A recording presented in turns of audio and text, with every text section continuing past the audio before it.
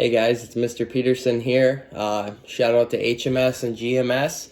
We're here creating videos, teaching how to be active, and I got a good one for you today. But first, let me point out that I am inside, taking a rest day. It's just as important to give your body a rest when it's tired.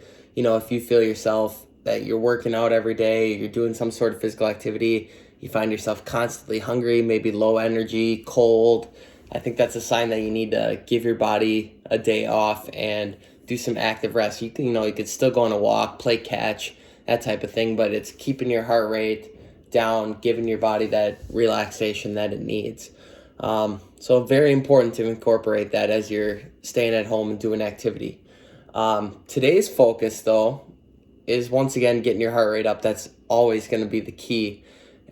Same with strengthening your muscles, but we're going to talk about running, okay? A lot of people out there, especially students, think that running is, I got to go X amount of miles, or I got to run the pacer, I got to run, that type of long distance running, when in reality, there's other types as well. And I'm mostly talking about sprinting. So today we're going to talk about sprinting versus long distance running, who it's meant for, the benefits of each. Running, it's not one size fits all. It definitely varies from person to person, and I can attest to that greatly.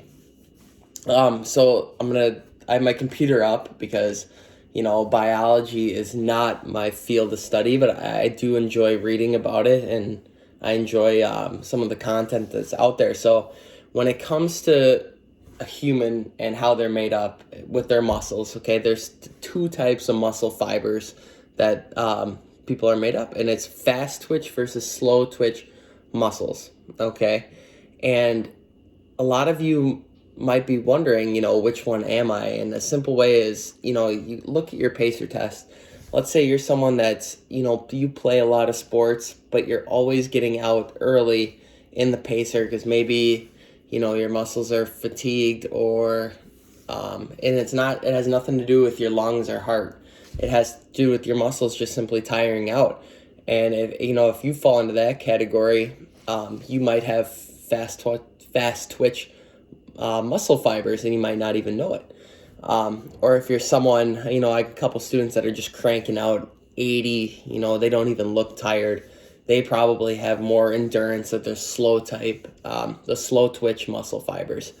So just a little background. I got my cheat sheet up here.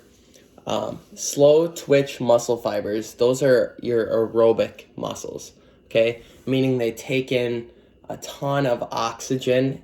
There's a high blood supply that goes through the muscles, and they're more likely, because of that oxygen and high blood supply, these muscles will not fatigue, or they will not tire as quickly as fast twitch muscle fibers.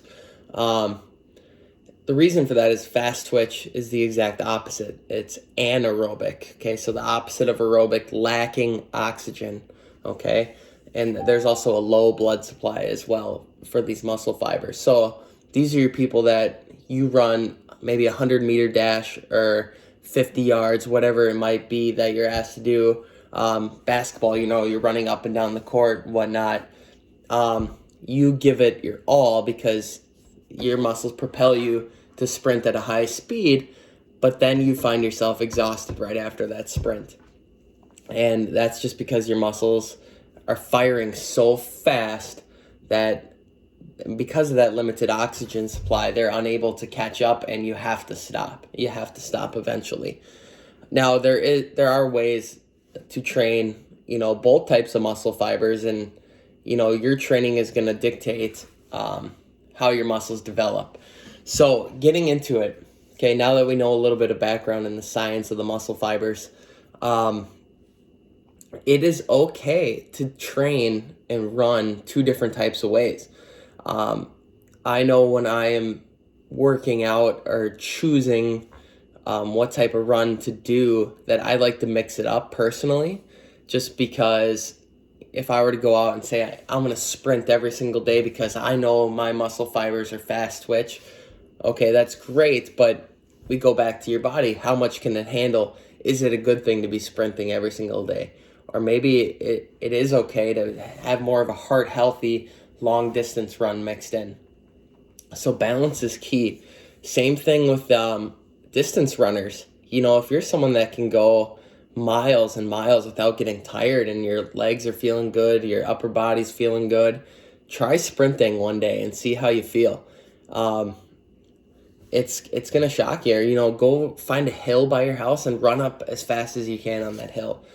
You're gonna be surprised what your body can handle and the type of challenges that it can react to. So when it comes to choosing what is best for you, take a look, kind of like at yourself, like, are you fast or do you prefer going a distance? And, play to your strengths. Myself, I have more fast twitch muscle fiber, so I enjoy the sprinting part because when you're sprinting, you can get your workout done so much faster than going on a 30, 45-minute run, where you feel like you're tired the whole time. Or sprinting, yes, you feel like you're tired immediately after your sprint, but you can get your heart rate up and get the same amount of calories burned and energy spent in half of the time of going on a long distance run, which is why I prefer sprinting some days compared to my distance running. So, mix it up. Realize that there are benefits to both. Like long distance training, maybe it's not for anyone, but think about how much you are increasing your lung capacity, making your heart stronger because you have to sustain that run and you have to rely on your entire muscle system and organs to keep you running for that long distance.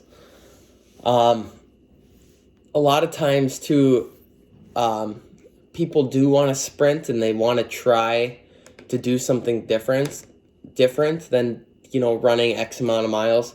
Make sure if you do any sprinting workout, there's a difference between sprinting and fast running. And this is key because a lot of people don't realize it. Sprinting, after you do a sprint, you should feel like you need to lay down, or you should feel like you're completely out of breath and you can't run any longer. Okay? If you get done with a sprint and you can still easily, talk to somebody or maybe run back to where you started the sprint from, you probably did more of a fast run, okay? And we want you to know the difference between the two. So make sure you are giving 100% every single time you sprint. Otherwise, you're going to lose the benefit from it, okay? You got to give it your all. And as you tire and as you do the sprints, your sprint speed is definitely going to go down because your muscles are getting tired. But as long as you're exerting 100%, then you're going to seek the benefit from it. Well, that's all I got for you today. There are two different types of running, and I'd say mix it up as much as possible. Make it, if you're in a sport and you need to sprint for your sport, train that way. Or if you're someone that enjoys track events and in cross-country running, some sort of distance activity, practice that. There's no shame in doing what you're good at, and that's the key is, find something you enjoy, find something that's for you, and go do it. Go choose that type of running, but also don't be afraid to challenge yourself and try the other side, because it's all going to benefit you in the long run, and the key thing is just getting that heart rate up and developing that muscle strength. That's all I got for you today. I just wanted to share some knowledge with you. Just remember, sprinting, give it 100%. Do it long enough where you can benefit from it. Long distance running, choose a route that is going to challenge you. If you say you're going to run to somewhere and back, map out the distance, map out your speed, and find where your comfort zone is, where you can really cruise and get into a groove. There's a lot of running apps you can use on your phone. If you don't have that technology, there's Fitbit. You can use an old school pedometer, or even just put a simple timer or stopwatch and see how long it takes you to run from here to there. So take advantage of what's out there. Get outside, because when you get back after doing these running exercises, you're going to be feeling so good. Yes, you might be tired, breathing heavy, but the endorphins start to kick in, and this is your feel-good hormone, and you're just going to be feeling great and flying high the rest of the day. So there's a reason they call it the runner's high, because people are just so happy and content, and they feel good about themselves after doing the running. So, find one that suits you again and roll with it. That's all I got for you. I'm decked out in Packers stuff. We got the NFL draft tonight. If you ever need anything, please reach out to me. I'm going to try to create more and more videos. So I hope you enjoy them. I hope you have a great weekend coming up, and let's hope the weather turns out nicely. Go Pack, go. Pete out.